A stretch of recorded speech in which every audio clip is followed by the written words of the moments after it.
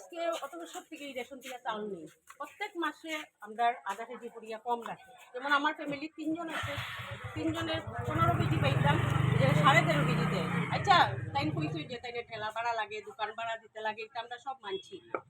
এরপরে দেখা যায় কিটা গত মাসেও আমি এরকম বৈদ্যমিতে দেখা যায় কিটা 13.5 কেজি নিয়ে আমরা মাপি, মাপার পরে দেখা যায় হয় 11 কেজি 700 হইব, নাইলে 12 কেজি হইব।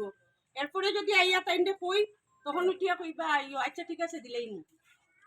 এরপরে কিটা গত মাসে আমি চাউল নিছি, চাউল নেওয়ার পরে একটু সন্দেহ লাগছে, আমি সুবীর দত্ত যে আছে পয়েন্ট, তারা দোকানে নিয়ে মাপছি, মাপার পরে দেখা যায় 11 কেজি 700।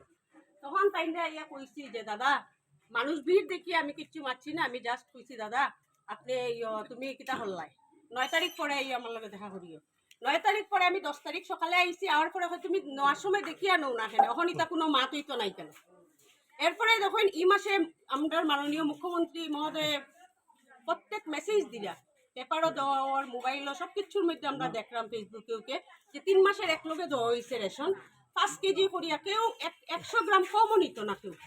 হ্যাঁ, এই জায়গা দেখা যায় কিটা ওই সেম টাইম দিরা যে আমি কালকে আইসি চাউল নোয়াত, আওয়ার পরে আমি উঠিয়া কইছি যে আপনি দাদা আমার হাজবেন্ড তো যাইব গিয়ে বাইরে, 3 মাসের চাউলটা আমরা নেই গিয়ে একলগে 3 মাসে আমরা 25 কেজি পাইমু, 5 কেজি করিয়ে হইলে।